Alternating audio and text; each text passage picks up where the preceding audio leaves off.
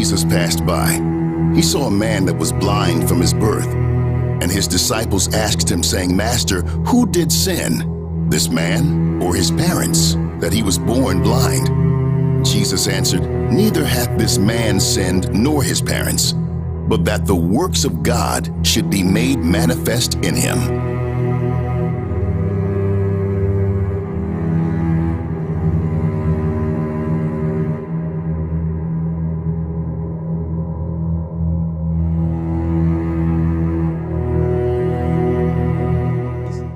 Somebody help me, please? A little spare change. Oh my goodness. He must have did something really terrible to end up like this. Come on, baby. We don't deal with beggars who are too lazy to get up and get a job. I'm not lazy. I had a job. You don't know my story. You don't know how hard my life has been. It's been a dark hell ever since the doctor said to my parents. Mr. and Mrs. Rogers, thank y'all so much for coming in. I wanted to talk with you all face to face. The results are in for your son. So what is it, Doc? We've been concerned for a while now. Our son has never really looked at us. Even when we look in his eyes just dart around wildly. Never focuses on anything. Look, Dr. Johnson. We're here so we can find out exactly what we need to do to help our son. Yes, ma'am. I mean, is it glasses? Is it contacts? Eye drops? Anything? We just need to help our son see this world clearly. Yes, ma'am. Well, what I'm about to tell you, no parent wants to hear. Your son is going to need a miracle just to see with glasses. You know, at this point, I have to declare him legally blind. Wait, what? Yeah. That's not right. Look, my son can see. He just needs some help. No, ma'am. Now, no disrespect, but you sound crazy right now. Whoa. We're going to have to get a second opinion. Ma'am, don't. I've been doing this over 20 years, so please let me. I know this may be hard to believe. I tell you what, you can look at the results, okay? Look at the results. I don't need to see any results. I need you to do your job. Whoa. I need options. My son needs to be able to see. What is there, a surgery? What is it called? Bifocals? At this point, I don't care if my son needs to wear the Coke bottle glasses that the geeks used to wear in school. Anything. Options, right? Options. You want options? Please. I tell you what, here's an option for you. Take your son down there and get him a seeing eye dog. A seeing eye dog. Or better yet, see if Rudolph's still available. He might be able to help you. You know what? Or you can go and enroll him in the school for the blind. How about you give me your glasses? Or the blind girl. Let's start with those. Give me your glasses. No, he'll need a telescope, ma'am. He'll need a Your jacket telescope. don't even fit, you bootleg doctor. Your son might be able to see it. I'm trying to help him. I'm trying to help these people. These people don't. All I'm asking for is a little help. Why is everybody so mean? Is it so hard to help somebody? Babe, give him some money. All I have is a $20 bill, babe. Give it to him. Do you love me? Yes. Okay, well, give him some money. You're lucky I love this woman. I understand. But be careful with that love stuff, man. I remember the first time I was in love.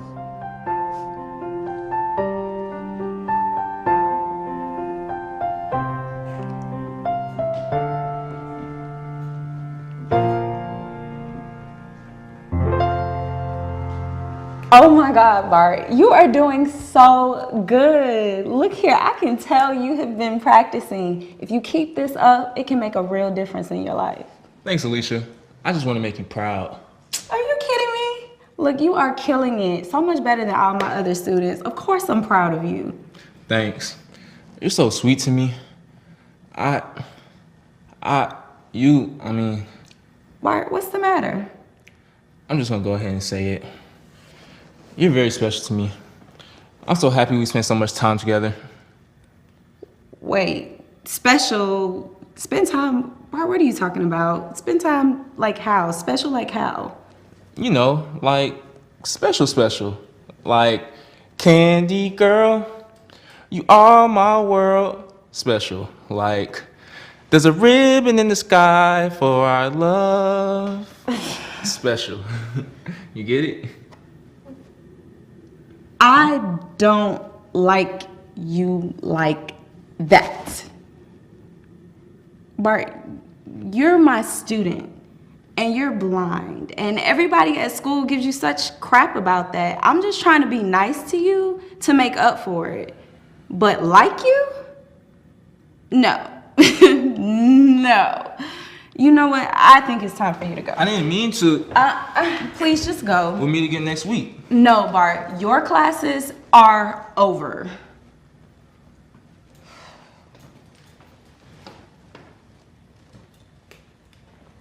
Yo, that's terrible. Well, just know that it is possible for you to find love again. Yeah, well, it may be the last time I played the piano, but damn sure ain't the last time I had my heart broken. Baby, it's all there. You don't have to count it in front of me. How you know I'm in front of you? Because you're laying on my lap. Oh, yeah. Well, I didn't know my sexy blind man was so smart.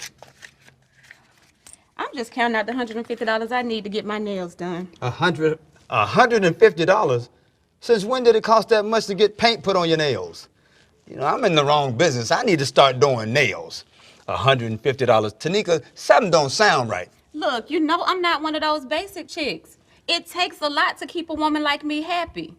And you walk around here with that cane and stuff, you need me to accessorize the little bit of style you do have, okay? Look, you should see how the people look at you when I'm walking with you. You want me to look good, right?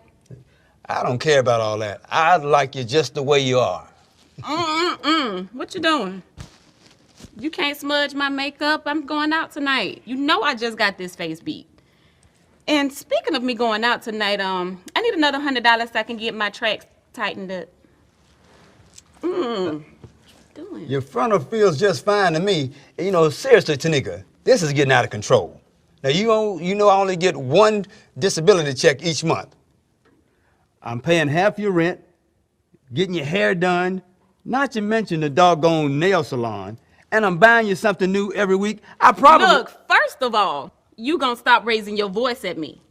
And second of all, it takes all of that in order for you to have a real woman like me, okay? Are you too blind to see what you got? My bad, you are. Anyway, I need to give you your happy pills because you start acting crazy when you don't have them. Baby, I'm sorry, you're right. I do want you to look good. It's just sometimes I don't feel that I get enough time with you. Go ahead, take the money. As long as I got you, I'm all right. I'm glad you finally realized the treasure you have in me. Now where my money? Look in the drawer right there. Now just take 100 now. You know, I'm still saving up for that procedure.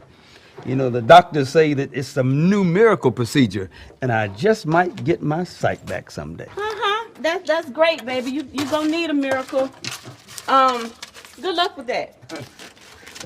Thanks. All right, well, you know, I'll see you later on when you get back. Yep. Don't wait up. Good night, sucker.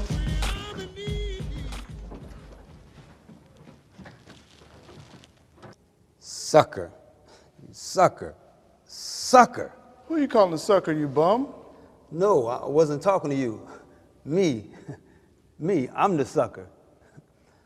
Always have been. I could have been rich several times if I wasn't such a sucker. Still don't understand why they played me like they did.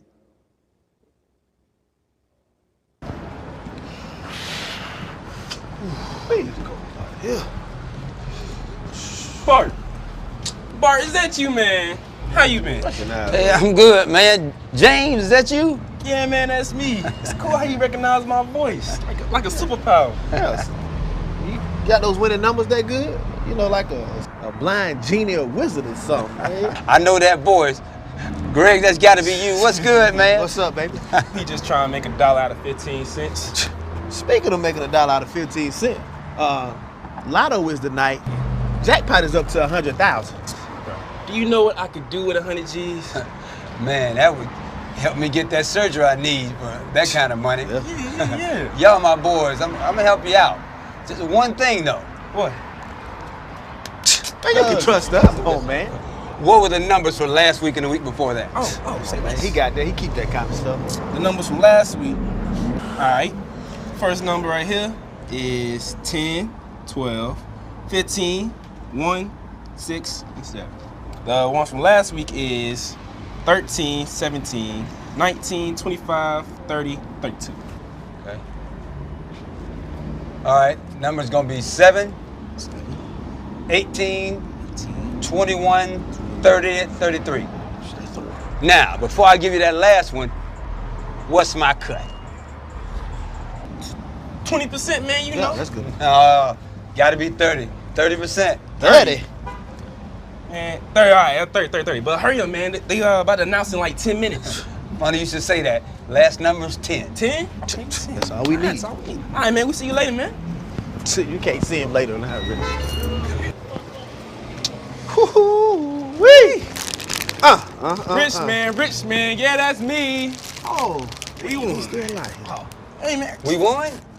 We won? No. This is the best day of my life. Bart. We won. Yeah. As in James and Greg. Whoa, You ain't win anything. Whoa, but I gave you the numbers. You said you trust you. You said You gave us the numbers. You ain't give us no money. but you said you cut me and Get out of trust you. here. Trust you. Get you out of said. here, bucko. Broke man. Guys! Yeah, that's you. Little spare change, please. Hey, man, get out of here, man. Didn't I tell you to stop bothering our customers? Don't you have a family? You gotta go home. Hey, you ain't gotta talk to him like that. Come on, man. Thank you. All I was trying to do is get a little money for something to eat. Hey, I don't have any money, but I know some young ballers that do. Come with me. Good? Hey, no worries. Can you give me a steak? Nah, man, but we go to Wendy's, get 4 for 4. Like, I don't know, man. Like, I really think the Baltimore Ravens gonna go ahead and win the Super Bowl. I know you with the Dirty Birds and all, but dog, it's over with. You just gotta own up to it. We need help. You don't have faith, bro. It ain't a faith. Faith, It man. ain't about. I don't even think God got faith in them no more. That's how bad it is. Like, they love them, but listen, bro. when it comes to stuff, they need help. And then the season almost over. They 3 and I don't know what, but I just know it's a done deal, man. I'm tired of stressing myself out at nighttime all the time for the Falcons. You know why you I'm like depressed, that? man. Listen how you sound right now. You going for Baltimore, man. Just saying. I just say, you know, all the Atlanta team. Every Atlanta team, they always let me down, which is stupid. Not soccer. Yeah, I know. He ain't got no. I said, he got to a point. I got so tired of the team. You gonna choke me? And you just gonna sit put here and hell choke on me. me, You bro. see me trying to get a hack. Don't do that. I ain't trying to be in. Come on, man. Don't make me feel like a Falcons person. Just because they get choked and lose all the damn time. Come on, bro. Watch your mouth, bro. Come on, man. What up, fellas? What up, bro? What up, bro? All right, be like that. Yo, I want to introduce y'all to my mans, man. He said he need a little help. I know y'all can help my mans We out. know him, but look, he always asking for help in the hood. Look, ain't nobody got time for that. We know what he trying to get. You better be glad I ain't got my German Shepherd. Not for the help, but to bite you on your... Yeah. Nah, I got him. Like, look, bro, this is what you need to do, man. You need to go outside and sing like your man's out there, man. Sing just like this, man. Stevie Wonder, man. Listen, man. I just called. Look. I just called. You gotta move your fingers. Oh, I'm sorry, you can't see. Man, I just came in for a little bit of help. And this is how y'all do me? Look, man, we can see, but we know who can't see. Look, you see what I'm doing? Look. I just called to say I love you. You see that? Man, this ain't funny. Ain't nobody laughing. I hate it here. I hate my life. Didn't nobody where you? Oh. You all right, man? Are you all right? Hey, you good? Hey, you somebody gonna take you? Can you got a cane, brother? Can I help you, man?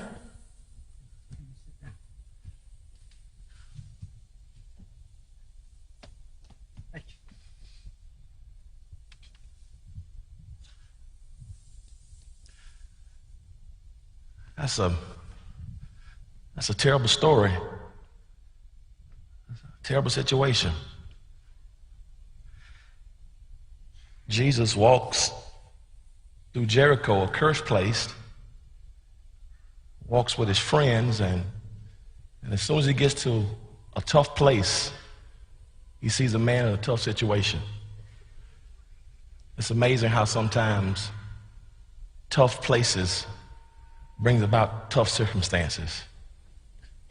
It's a tough situation because there's a blind man there. He's blind. He's by himself. He's begging. And word was throughout Jericho that because of his blindness, he'd been this way since birth. That's a serious, serious challenge for people in the first century, because if somebody was born blind in the first century, it automatically meant that the mama, the daddy, the grandfather, the grandmama, a cousin, an uncle, the first cousin on the daddy's side who's from kin to the stepdaddy on the uncle's side, somebody obviously had to have done something wrong. And because somebody had irritated God, God wanted to enact some justice on the child. And so blindness to a baby meant that something had been done wrong in the past. It's interesting how even in life that whenever something bad happens, people try to place the blame. It's strange how even ourselves, we go through difficult situations, we want to ask ourselves a question, what did I do to deserve this? As if we are sinners in the hands of an angry God, like the old Puritan preacher Jonathan Edwards used to say. Why is it that we believe that every bad situation means that somebody had to have done something wrong at a previous time in their life, and that God wants to punish them in a later time in their lives? What makes us have this whole angry concept of God? What makes us think that God is just in heaven somewhere, getting ready to slap down anybody who's ever done him wrong? What makes us think God is so mediocre, so basic, so small in mentality? Have we recreated God in our own image? Maybe that's what it is. When we think that a child is born blind, that evidently that was some type of punishment given by God, maybe what has happened is we have now begun to see God through our lenses. What we're really saying is if somebody had done us wrong, then what we would do is find a way to inflict pain to their offspring to get them back. But I'm so glad, brothers and sisters, that even though there have been times in all of our lives we tried to get vengeance on people and want to fight fire with fire, I'm so glad that God is not like man, that we don't serve some angry, mad God. People have this perception of God that it makes them so fearful of God. Even we talk about being God-fearing. That doesn't mean that you walk around with such intimidations and insecurities and anxieties about God. As if every day God is going to send a lightning bolt to strike you down because you listen to Cardi B. Or God is going to put your house on fire because you said a four-letter word at work that wasn't Mark, Luke, or John. God is not some angry God that wants to send lightning bolts to his children. Now, God is a God of wrath. God is a God who does have anthropomorphic qualities, qualities that relate to human beings so we can understand about God. God once said, I'm a jealous God. Anthropomorphism, I'm a jealous God, and you should have no other God before me. God can be grieved. God can cry. Even Jesus can weep. But when we live our lives every day thinking that God's going to get me, that God's going to strike me down, it keeps us from having a loving relationship with God, because God is a God of love.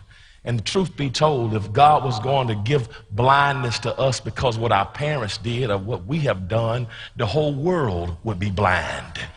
But the blessing is by the grace of God that God does not withhold our stuff from us. It's by the grace of God that some things have not been passed on generationally. It's by the grace of God that the things you did in high school and the things you did in college, that God doesn't hold those things against you. It's by the grace of God that every mistake you made, that God is not keeping a list and decides whether to wake you up in the morning based upon if your good list outweighs your bad list. It's by the grace of God. God is not Santa Claus making a list and checking it twice, trying to find out who's been naughty or who's been nice. While it is true that we must one day give an account for every deed done in the body, while it is true that one day we'll have to stand before the judgment seat of Christ, the bema seat of Christ, it is also true that you and I can't earn the favor of God. It's also true that we can't live so holy that requires God to wake us up in the morning. That's not what grace is. We are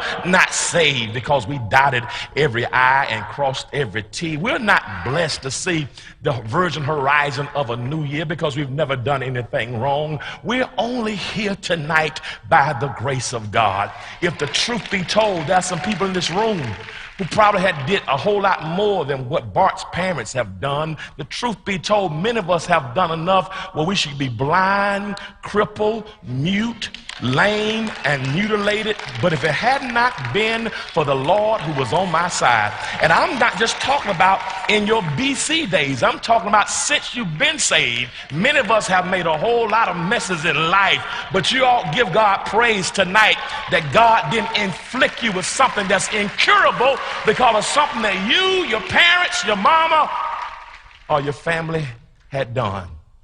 And so Bart had been born blind. And the question the disciples asked was, who messed up? And why is it that people always want to figure out who messed up?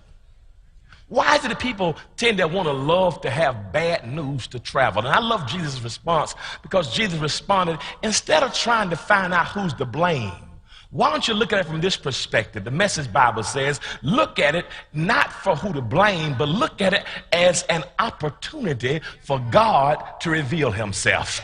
You look at the man's blindness rather than look at this as an opportunity for God to show that he still can see sight, give sight to the blind. You look at it for who's been sick of cancer and trying to find out, did they smoke? Or was it something about their diet? Did they live near a power line? Was it cell phone usage? They eat too much things out of a microwave. We try to find who is to blame, but when you run into a malady or an iniquity or a bad situation, stop trying to find the blame and say, God, this must be an opportunity for you to show your power, your might, and your majesty. And I'm so glad tonight that man's extremity is God's opportunity. I'm so glad tonight that every time we run into something that's difficult and deplorable, stand strong right there and tell God, God, can you manifest yourself in this situation? Because some sickness, some blindness doesn't have anything to do with the sovereign, the satanic,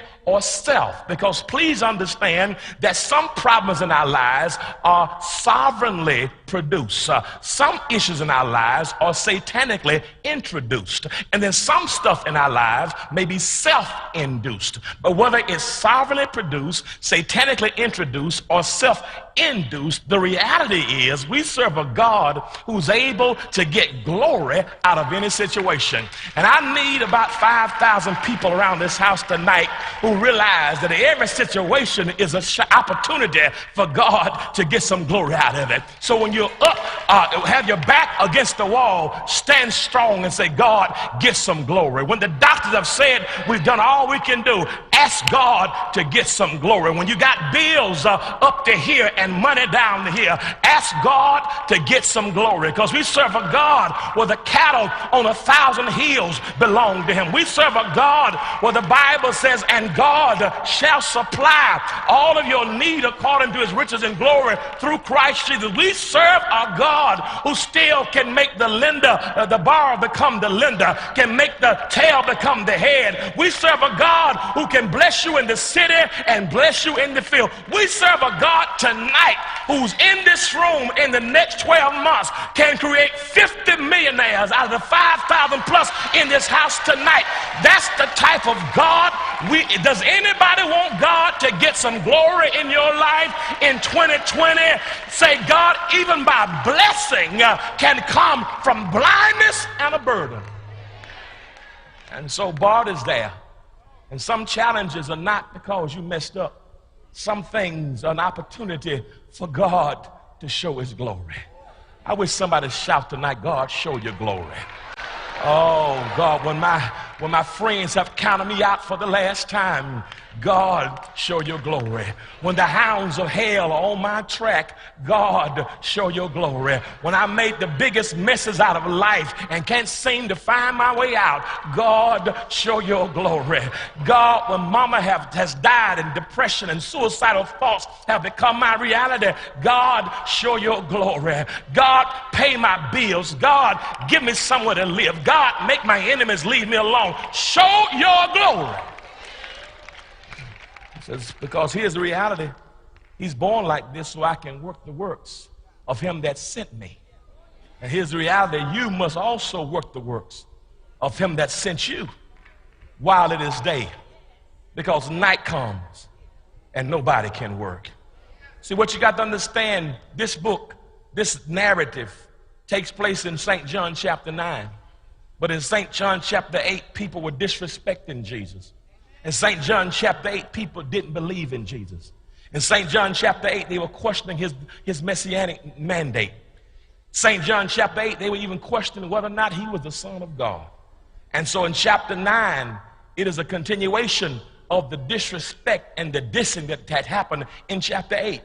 And so sometimes after people have disrespected God in chapter 8, it gives God an opportunity to represent himself in chapter 9. And so this man had been born blind, and they brought him unto me to see what I was going to do to him. I didn't blame his parents. I didn't blame him. And one of the lessons I think humans need to learn in life is when people are down, learn how to not kick people when they're down. Sometimes church people are the only people that kick their wounded. When you're really a soldier in any type of governmental capacity, soldiers who fight on the battlefield, they're never comfortable if a comrade is struck down on the battlefield. They don't like leaving dead soldiers or soldiers who were taken in captivity in foreign lands. That does not bring peace to them until they go back and get the remains. Go back and get prisoners of war to bring them from a place of bondage and captivity and sickness and bring them back to a place of prominence and bring them back to a place of stability, to bring them home. Why is it that when people have been kicked out and wounded in the world, we leave them blind with the blame game rather than going to get them by the hands, to not leave our soldiers wounded in the battlefield, but bring them to a sense of power? We need more people who won't expose the blindness of Bartimaeus and try to ask questions about his parents, but find a way to cover him until he recovers, to find a way to love him until he's strong enough to stand on his own 2 feet. And here's the reality: love covers a multitude of transgressions. Here's the reality: we should all be blessed because God has covered each and every one of us. You ought to thank God for the times when God didn't let people kill you and leave you wounded and broken and battered and beaten, but he came to do something specific for this man in John 9. He brought him unto Jesus. He's been born blind. It's different from the man in Mark 8. In Mark chapter 8, verse 21 through verses 26, that man had sight previously, but he lost his sight. This young man here has never had sight. Can you imagine how it is to never see the scintillating sunshine of a December afternoon? He never had sight. You know what it's like to never see the beauty and the splendor of Christmas decorations? He's never had sight. Never seen a football game. Never had sight. Never seen the colors of a flag. Never had sight. Never seen the diversities in melanin and complexions and the beauty of his own people. Never had sight. He's lived his entire life deprived. He's lived his entire life while other people had a whole lot of other things, but he himself had nothing. But the blessing is this: sometimes God's blessings are not based on what you don't have. Sometimes the blessings are based on what you do have. Because guess what? You may not have sight, but if you can hear, because here's the reality: faith does not come by what you see. Faith comes by hearing, and hearing by the word of God. I may not be able to see. And that's what the enemy wants to trick many of us to believe, that just because you cannot see, that means you have no power. But you got to understand this. The worst thing the enemy could have done was taken your sight and left your voice. Because when you got your voice, you can be by the wayside as a blind person begging, Master, let me have my sight. Because as long as I got my voice and I can open my mouth and I can scream and I can holler and I can say, Father, I stretch my hands to thee, no other help I know. It's possible to get your sight back. Would you shake a neighbor's hand right quick and say, don't let the devil take your mouth. As a matter of fact, every time you come to church, you ought to lift your voice in praise and in worship, because what you've lost can be regained through petition and supplication. And so there he is, born blind. I came into proximity with him at the lowest moments of his life. And I did something that has been discussed. Jesus did throughout the annals and archives of history. Jesus spits on the ground. Now, when you notice the Pentateuch and other books, it's interesting that that is a disgusting action. As a matter of fact, in certain parts of the Middle East, if a woman or if somebody was caught doing something to break the Levitical law, to spit in their face would be the most disgraceful act that could have taken place in antiquity. To spit on the faces of an individual was insulting. It means to be disgraced. And so some people ask the question, why would Jesus be so disgusting? Why would Jesus be so disgraceful? Why would Jesus be so horrible? And I want to suggest that some suggested that Jesus spat to show disgrace because it was not about the blind man. It really was about the disciples, because he was trying to show them that to be connected with him, perhaps they would have to be willing to go through some disgrace. Maybe it was a foreshadowing of the disgrace that he was going to experience a few chapters later when he reached the summit of Golgotha's brow to die on the cross of Calvary. Maybe he was trying to show them that in order to be connected with me, to be a part of me, you've got to see disgrace, see disgust, see disdain, and be willing to accept it as your possibility and your probability and your likelihood. Maybe he was spitting to show the disciples what they would have to inevitably go, because many of them would be persecuted on behalf of their relationship with him. But there's another school of thought that came across later through the Talmud and other literature that suggested that Jesus spat on the ground because spitting on the ground was something that represented medicinal value, that perhaps he spit because they saw that many people did as a sign of medicine, that it had a medicinal value, particularly for those with epilepsy, those with leprosy, and some type of eye disorder. So some say he was spitting to bring about a medicinal property. Others have suggested that he was spitting in the face on the blind man, like as he did in Mark 8, because although the man could not see, to spit was something that he could hear. He was trying to increase the faith of the man, to let him know that something was getting ready to happen.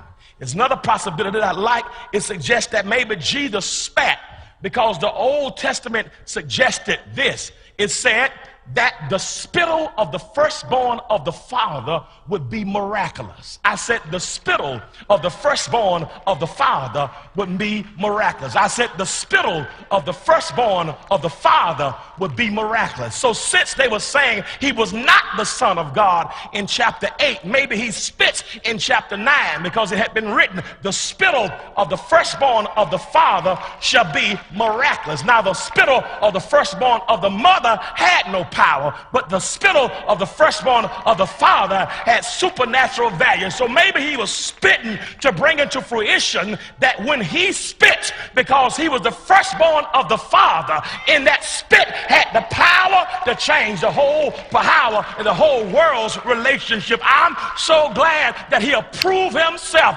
by any means. Is there anybody in this house can thank God that we serve God who approved himself by any means necessary? And then he spits on the ground, scoops up clay, and makes clay out of the spittle to put on the eyes of the blind man. He scoops, he spits, on the ground. He takes clay, dirt, and then he anoints the eyes of the blind man. He takes clay and he anoints the eyes of the blind man. This blesses me tremendously because why did he spit on clay? He spits on clay to make dust, to remind everybody else and the man that this is the same one who took dust in Genesis chapter 2. And from the dust of the ground did he make man. And he made man from the dust of the ground. So maybe he spits on the ground to make dust, to say to blind Bart, I'm the same guy who created Adam. And if I created Adam, I can recreate you. I wish I had somebody around this house who can testify that just because you've been sick before, don't you forget that God is your creator. He knows every atom. He knows every part of your body. He knows every single entity of who you are. He knows every cell. And so he knows every red cell, every white cell. He has total control. Every muscle, every vein. I wish I had somebody. And guess what? And so if your cells, white or red, are having problems, go back to the one who gave you the red or white cells in the first place and say, God, I need you. Matter of fact, I just heard the Lord say, I'm getting ready to recreate some stuff for somebody in 2020. I'm going to reach down to remake what's been broken in your life. I wish somebody would declare, my finances are getting ready to be remade. My marriage is getting ready to be remade. My career is getting ready to be remade. My mentality is getting ready to be remade because death and life are in the power of my tongue. And if he made me before, he'll make me again. No man made you. No woman made you. Before you were formed in the belly of your mama, God knew you, sanctified you, ordained you, and gave you a purpose in life. And so you all give God praise. If he did it before, he'll do it again.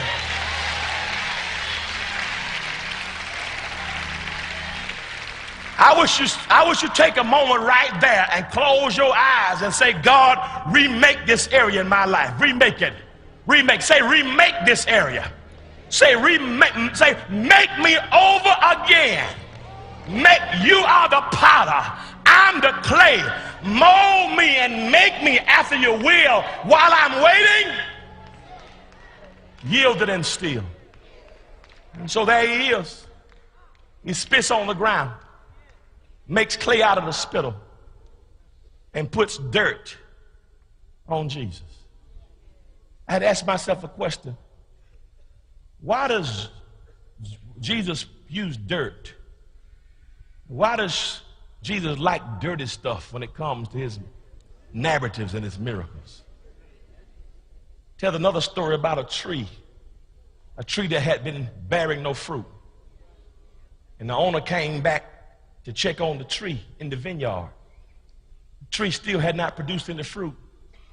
And the owner said to the vineyard, I'm going to cut this tree down because this tree still ain't bearing me no fruit. I got money in this tree. It's hurting me agriculturally. But then the keeper of the vineyard said to the owner, Lord, master, don't cut the tree down, but let me dig about it. Let me put it and repot it back in the soil. Let me put some dirt on it. And then he says, and let me put some dung on it. Jesus is telling a story about a tree, and Jesus said, put some dung on the tree. Dung manure, dung feces, dung fecal matter, dung bowel movement. Why does Jesus talk about putting mess, bowel movement, fecal matter around an entity? He said, leave it alone this year. Let me put some dirt and some dung about it, and let me dig about it and come back next year. And if it hadn't borne any fruit by next year, then you can cut it down. Y'all mix your shout. Do you not know God, the owner, came to make an account of your body and an account of your stewardship and my stewardship? And God said, why have they not produced the fruit I ordained them to produce. I gave them a whole decade, and some of them still have not done jack. Let me cut this tree down in 2019. And when God picked up his divine axe, getting ready to cut you and me down, the keeper of the vineyard, whose name was Jesus, said, let me put some dirt and let me put some mess around this tree. And if I put some mess and some dirt around the tree, I guarantee you the mess gonna help the tree to grow. I wish you shake a neighbor's hand and say, ain't nothing will help you grow like some mess. Ain't nothing will help you grow like some manure. Ain't nothing will help you grow like some dirt. I wish you'd give God praise for the dirt you've been through in your life. Come here, young man. I got some dirt for you. I know you can't see. You've been to doctors. You've been trying to get your groove on. You can't see, but you try to pick up the prettiest women you can. They taking advantage of you. You think you've been smooth, but you've been by yourself. You've been good. You've been going after dirt, but what you needed was some dung. You've been going after some girls, but what you need was some dung. Let me put some of this stuff on your eyes, and I guarantee you, when you go and wash in the pool of Siloam. Let me put the dirt on you, and the dirt may make you feel uncomfortable, but I guarantee you, if you go and wash in the pool, you get there on your own. You crawl to get to the pool.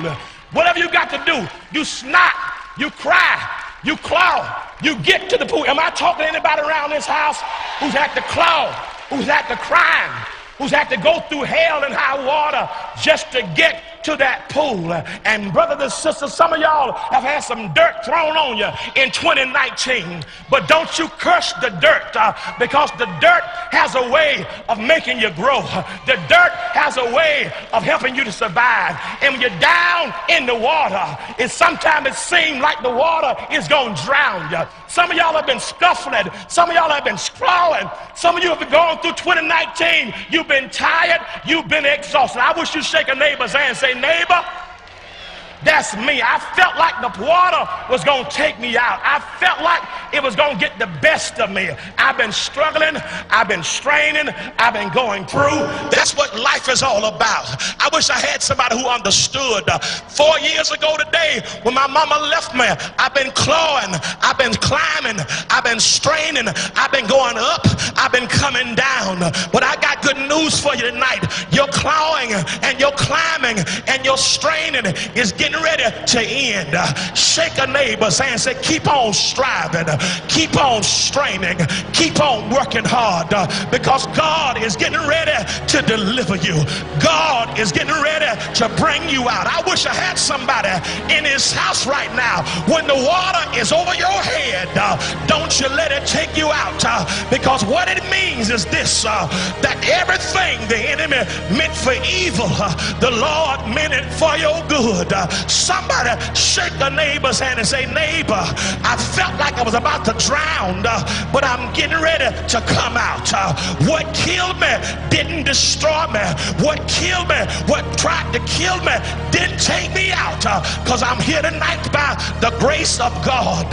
Shake a neighbor's hand and say, I'm here tonight by the grace of God. And just when you thought you wasn't going to make it, just when you thought the story was going to end, because you survived, because you went through, because you held on, because you obeyed me, I came to tell you tonight that what had your sight taken in 2019, God is getting ready to give you back your sight. God is getting ready to let you see like you've never seen before. Shake your neighbor's hand and say, neighbor, I don't know about you, but God's got some blessings for me. I want you to walk this time without a cane. Walk this time without a dog. You don't need a woman. You don't need money. You don't need friends. As long as you got God, he will give you sight. And I came to prophesy over somebody's life that 2020 shall be the year you start to see again. Grab two people by the right hand and say, see again. See your victory. See your promotion. See your breakthrough. See your deliverance. You got 20 seconds before a brand new year. Give God praise about the stuff God is going to show you in 2020. I'm talking about have not seen, ear has not heard, nor has it entered into the hearts of man the good things that God has prepared for those who love him. Clap your hands if you know I'm getting ready to see. Clap your hands if you know I'm gonna see better. I can see clearly now.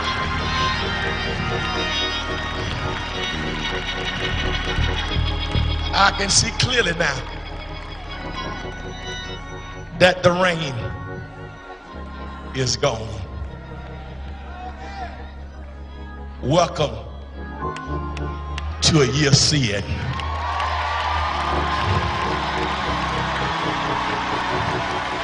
I said welcome to a year of seeing. I said welcome to a year of seeing. You're gonna see victory, you're gonna see promotion. Somebody's gonna see some checks that you've never seen before. You're gonna see surplus and increase, favor and deliverance. Give God praise for what you want God to let you see. Everybody on your knees. Everybody on your knees tonight. Every light out. Everybody on your knees. Everybody on your knees. I just heard the Lord say something's been trying to kill your sight, your vision. Somebody has stopped believing God for more. Can you see it? What do you want God to show you in 2020? What do you believe in God for this year? While you're on your knees right quick, I want you to open your mouth and begin to pray. What do you see for your family? What do you see financially? What do you see in terms of your education? What do you see in terms of your retirement? What do you see in your relationships? That's it. It's all right. I want you to begin to ask God, show me more. I've been blind for a long time, and it looks like it's not going to get better. Open your mouth, saints, and begin to pray right now that God will show you exactly what he has for your life. Get God's sight. Don't see it your way, but see it his way. God's sight is 2020. I can't hear nobody. That's it. I want you to open your mouths and begin to pray right there. Open your mouths.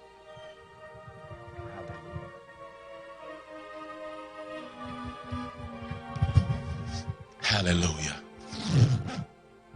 Hallelujah.